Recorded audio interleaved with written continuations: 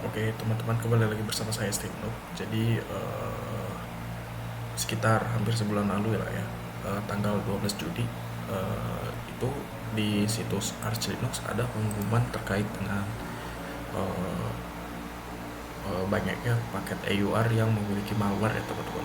Malicious Package Adoption. Di sini disarankan untuk setiap EUR package yang direview PKG dan install scriptnya ya teman-teman. Jadi apa yang terjadi teman-teman? Jadi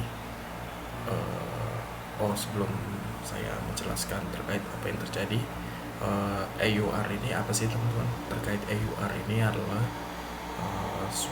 sebuah repository yang terpisah dari official ya teman-teman, di mana user ataupun pengguna ini bisa mengupload paketnya gitu ya, mengupload paketnya untuk digunakan di sistem berbasis Arch ya, termasuk Arch Linux dan distro lainnya teman-teman, seperti KCOS ya teman-teman. Jadi mungkin teman-teman untuk sebagian aplikasi yang mungkin tidak ditemukan paketnya secara resmi ya di repository resmi Arch Linux, ini teman-teman pakai dari EUR ya, kalau memang butuh native ya teman-teman. Jadi sebenarnya apa yang terjadi, kenapa bisa banyak paket EUR yang terinfeksi atau memiliki aplikasi berbahaya ya teman-teman, komponen berbahaya.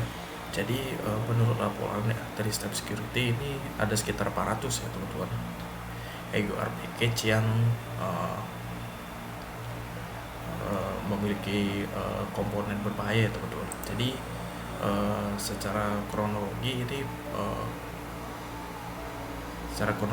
ini caranya adalah jadi penyerang-penyerang ini ya teman-teman, dia ngambil paket yang sudah lama tidak diupdate ya teman-teman, sudah ditinggalkan maintainer sebelumnya, yang biasa disebut orphan package ya. Jadi mereka ambil alih, kemudian masukin dependensi berbahaya ya teman-teman. Kemudian mereka mengeksekusinya melalui saat package-nya itu diinstal atau diupdate ya teman-teman gitu. Jadi begitu teman-teman. Jadi terkait dengan apa yang terjadi sebenarnya di sini, malicious package ini menyamar sebagai atomic log file ya, yang memiliki komponen untuk mencuri kredensial ya teman-teman. Kemudian ada kapabilitas rootkit di mana dia bisa ngambil akses sebagai root ya teman-teman. Ini dia bisa ngambil kunci browser dan sama session token ya teman-teman dari browser, kemudian kunci SSH ya, kemudian token terkait dengan GitHub ataupun hal-hal token lain gitu ya, termasuk sesi Slack, Discord, dan Teams ya teman-teman. Kemudian termasuk juga Docker sama Postman kredensial ya teman-teman.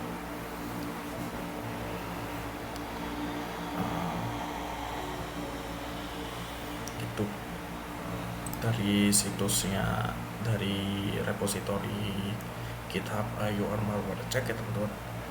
Nah ini dia ada dua ya, atomic log file atau log file CS sama CS digest ya, melalui npm sama ban ya. Ini untuk teman-teman yang mungkin merasa punya paket EUR ya teman-teman bisa ngecek apakah teman-teman mungkin terinfeksi oleh paket ini ya. Ini laporannya dari situ, dari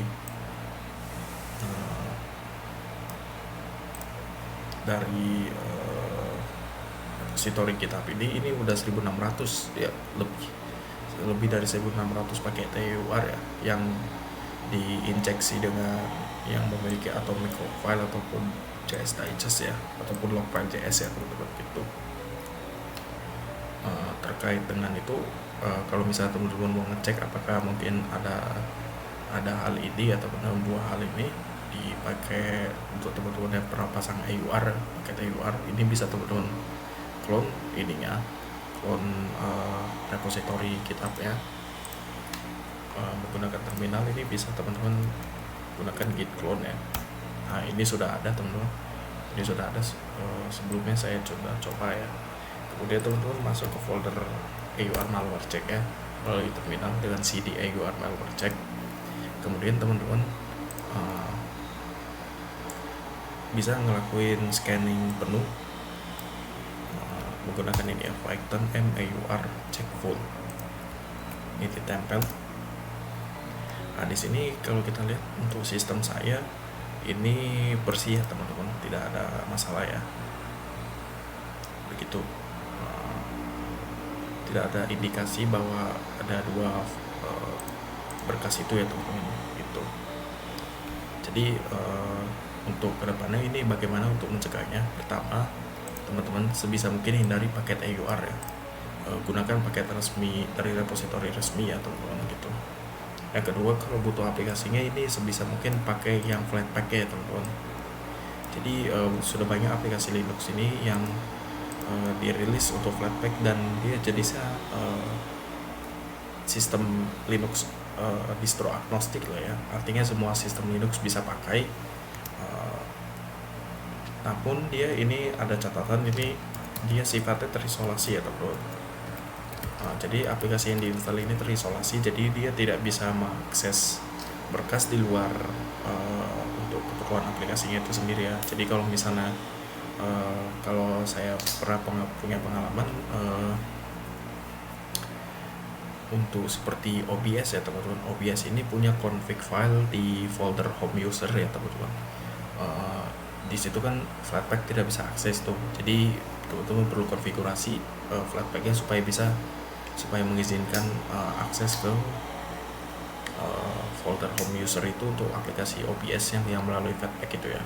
Tapi kalau tidak salah OBS itu punya sistem native system package ya dari Pacman ya, jadi tidak perlu pakai Flatpak ya teman-teman. Yang ketiga, jika butuh aplikasi secara native, ini teman-teman bisa periksa langsung ke situs aplikasinya apakah didukung secara resmi melalui AUR. Ini contohnya misalnya Brave ya teman-teman.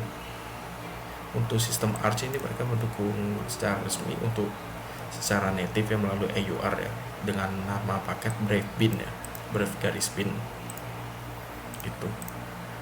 Kemudian kalau misalnya tidak ada, ini teman-teman juga bisa periksa di Arch Linux Wiki apakah ada alternatif ya teman-teman. Misalnya ya, untuk Zoom itu Zoom Arch Linux. Nah, ini Zoom meeting ya di Wiki Arch Linux ini. Di sini disarankan pakai Zoom dari paket namanya Zoom dari AUR juga ya teman-teman. Sebenarnya sih dari situsnya ini punya sistem Arch ya, cuman dia ini modelnya kayak gini ya, PKG TARS XZ ya teman-teman. Kalau misalnya teman-teman mau pakai yang ini teman-teman perlu, kalau misalnya ada update perlu manual ya, jadi ini perlu download ulang gitu ya. Kalau misalnya pakai AUR helper ini Zoom-nya bisa diupdate otomatis ya teman-teman.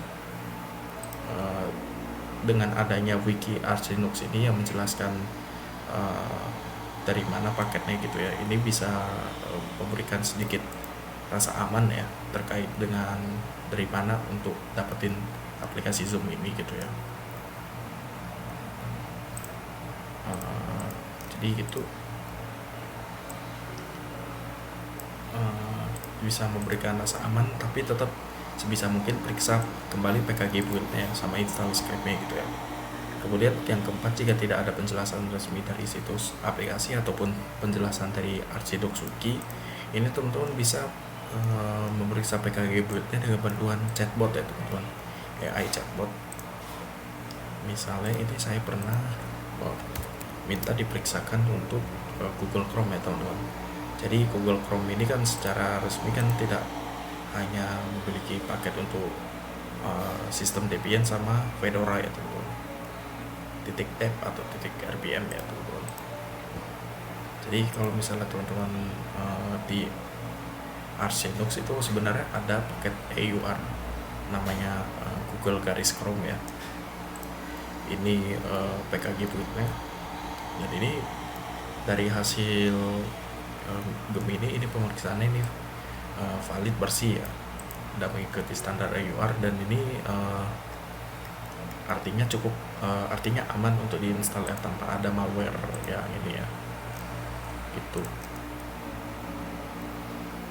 Jadi itu untuk cara pencegahan ke depannya gitu ya, kalau untuk AUR ya teman-teman.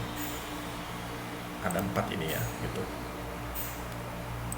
Oke, selanjutnya terkait dengan ini, pandangan saya bagaimana ya ke depannya sih, dengan meningkatnya penggunaan Linux ya teman-teman, ini kemungkinan bisa mengundang lebih banyak aktor jahat lah ya teman-teman itu, melalui banyak cara juga untuk menyisipkan malware ya teman-teman. Jadi untuk teman-teman yang mikir kalau sistem Linux itu aman, mungkin teman-teman mungkin harus berpikir ulang. Dan malah sebenarnya sih sistem Linux ini kalau misalnya penggunanya banyak, dan sebenarnya sih hingga saat ini antivirus itu ya teman-teman, seperti ClaimAV itu ya, itu bisa memberatkan banget kalau jalan di latar belakang ya teman-teman. Jadi memang kalau misalnya teman-teman mau, teman-teman lebih berhati-hati lagi ya gitu. Kalau misalnya dimungkinkan ini bisa scanning komputer menggunakan ClaimAV secara berkala daripada menjalankan ClaimAV di latar belakang ya teman-teman gitu ya. Kalau dibandingkan dengan Windows sebenarnya sih punya sistem yang jalan di latar belakang tapi lebih ringan ya teman-teman daripada ClaimAV itu ya teman-teman kalau di Linux ya. Jadi seperti itu teman-teman. Kedepannya sih mungkin akan dengan meningkatnya penggunaan Linux ini pasti jadi sistem Linux pasti akan jadi target kedua lah ya, untuk aktor-aktor jahat untuk menyisipkan malware ya teman-teman gitu ya. Jadi mungkin lebih berhati-hati, karena sistem Linux malah sebenarnya sih dari bawaannya sih tidak punya alat keamanan ya, alat pertahanan gitu ya. Bahkan ClaimAV sendiri itu tidak diinstal secara langsung ya teman-teman pada kebanyakan distro ya teman-teman. Jadi begitu. Mungkin itu saja untuk video kali ini. Kalau misalnya ada pendapat ataupun yang mau komentar atau kritisi gitu ya, bisa di kolom komentar gitu ya. Sampai jumpa di video selanjutnya.